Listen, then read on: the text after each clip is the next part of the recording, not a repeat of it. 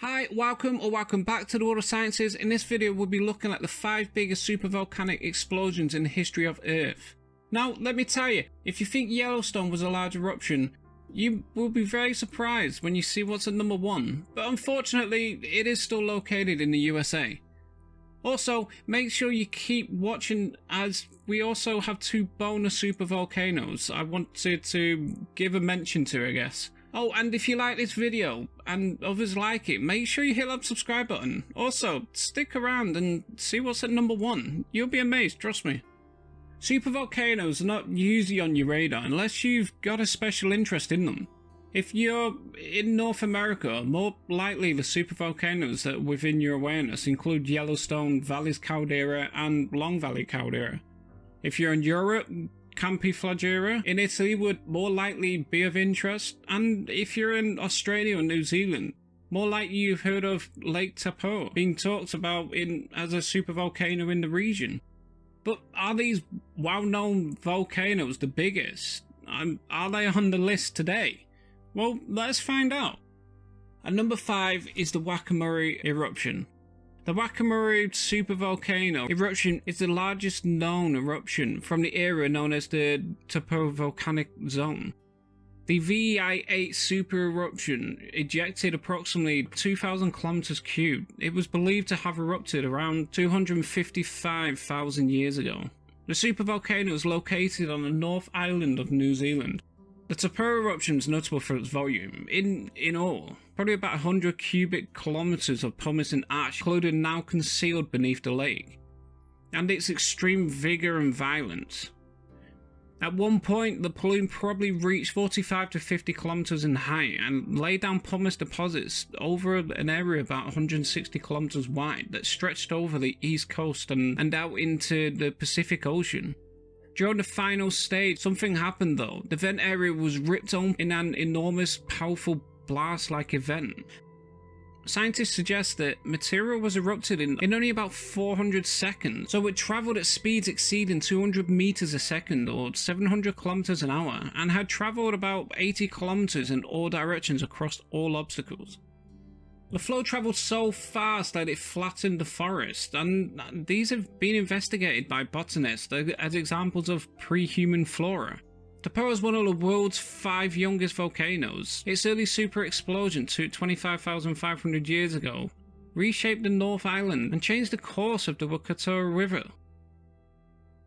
The results of this eruption was a red sky over Rome and China, according to historical records. Chinese records even attest to hear the explosion. Imagine that!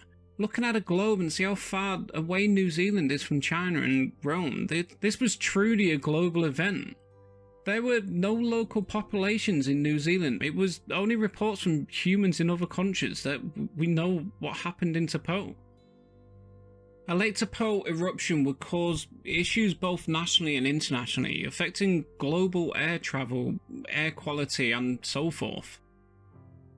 If you visit Taupo today, you can find pumice on the edges of the lake, a type light volcanic rock that was formed during Lake Taupo eruptions thousands of years ago. The chances of Lake Taupo of erupting today is pretty low, but it's still possible. And if it did, it would cause massive economical pressure to New Zealand and perhaps lead to a global strain. Okay, and at number 4, surprisingly, this low, we have Yellowstone Huckleberry Ridge Eruption. In the ancient past, the supervolcano at Yellowstone led to some of the largest continental eruptions in Earth's history. Each of the world's roughly 12 supervolcanoes is capable of spewing up to, well, thousands of times more magma and ash than any eruption ever recorded in human history. Scientists now find the biggest Yellowstone eruption, the 4th largest known to science, which created the 2 million year old Huckleberry Ridge deposits, was, well, actually at least 2 different eruptions that occurred about 6,000 years apart. The new ages for each Huckleberry Ridge eruptions reduced the volume of the first eruption to about 550 cubic miles.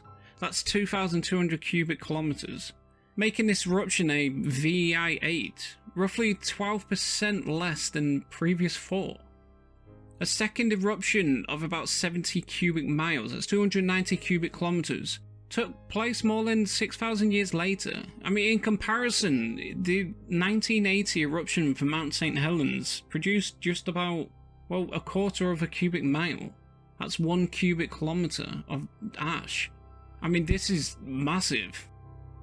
The first Huckleberry Ridge eruption still deserves to be called a super. I mean, by itself, it's the fourth largest known to have occurred on Earth, darkening the skies with ash from Southern California to the Mississippi River. The big eruptions from Yellowstone are still certainly big. I mean, more frequent eruptions by knowing how this supervolcano behaved in the past. I mean, scientists can now better predict what might happen in the future. Okay, number 3 on our list is the Etana Ignimbrite eruption. Etana Ignimbrite, located in Chile, erupted around 4 million years ago, ejecting 2,500 cubic kilometers, making the eruption a VEI 8.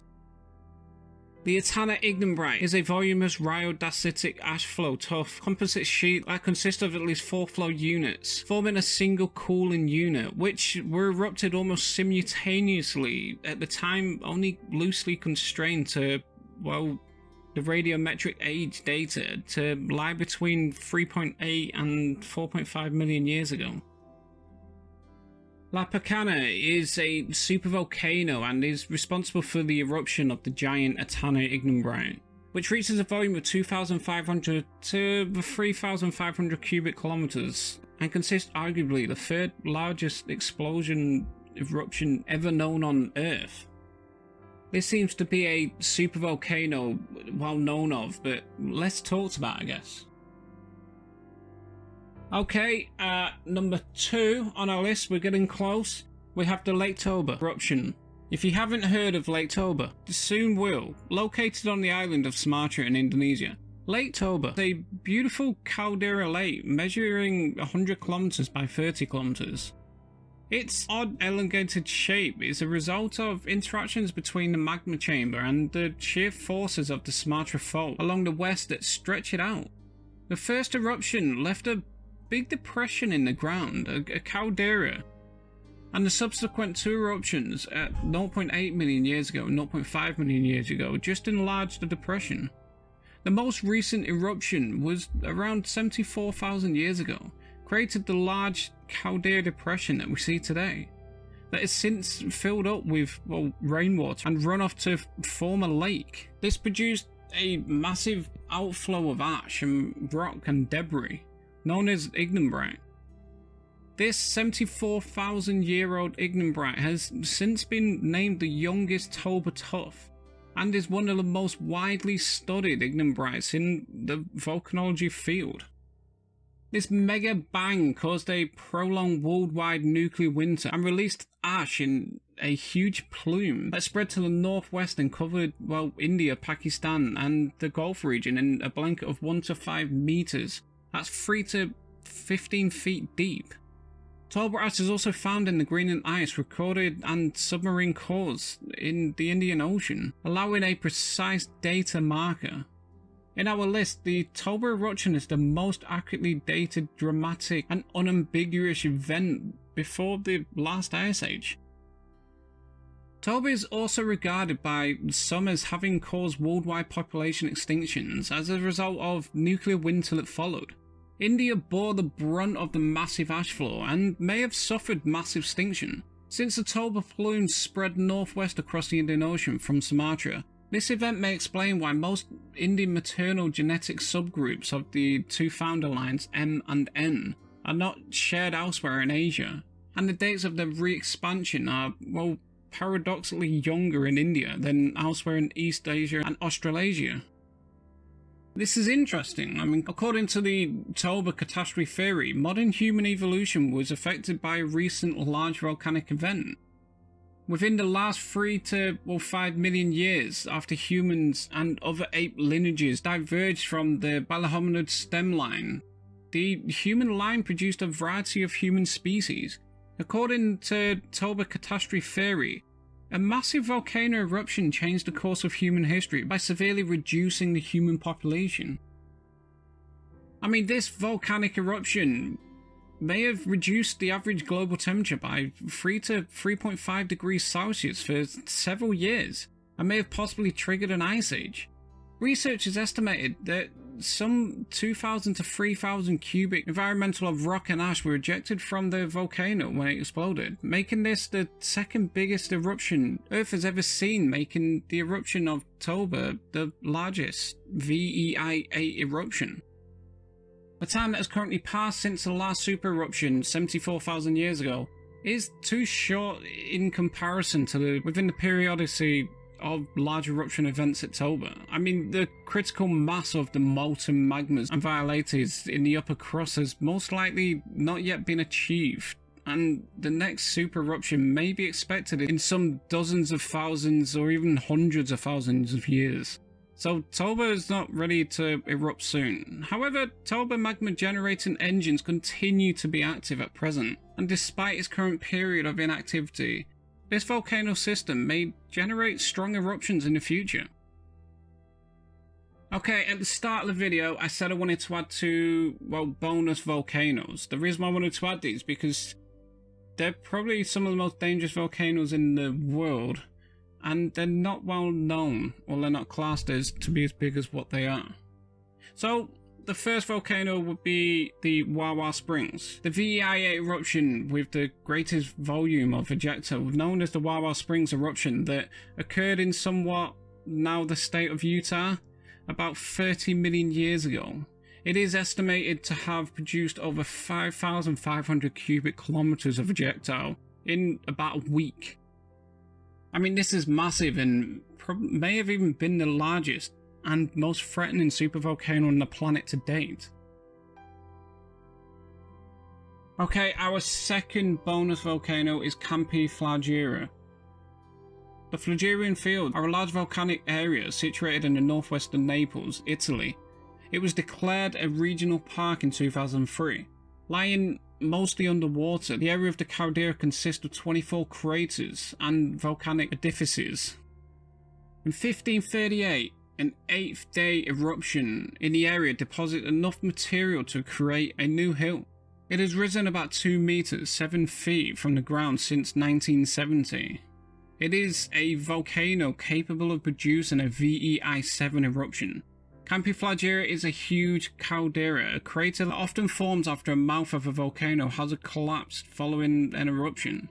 That sits in the west of Naples. Close to 1 million people live within the city's administrative limits, making it one of the most densely populated areas in Europe.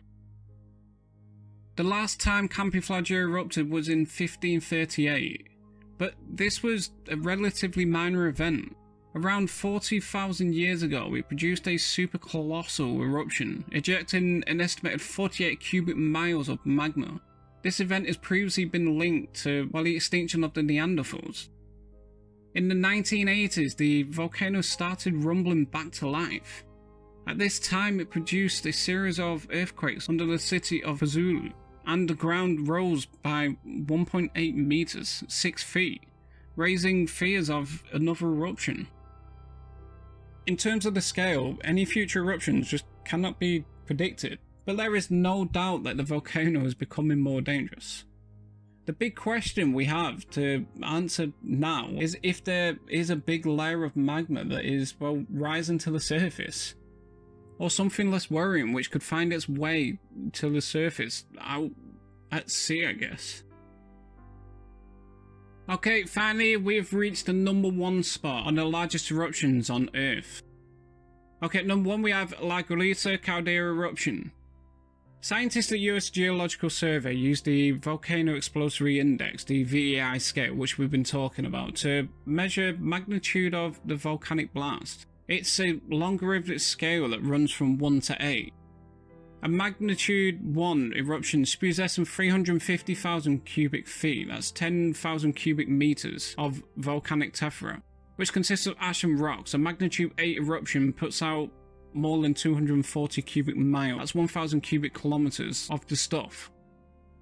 To help grasp the scale, the recent eruption in Iceland were both falls. The 1980s eruption of Mount St. Helens was a magnitude 5. So the ones we've been talking about above this has either been a VEI 7 or a VEI 8, so they're pretty strong. I mean, according to the USGS, it is the largest known eruption since the Ordovician era, between 504 and 438 million years ago.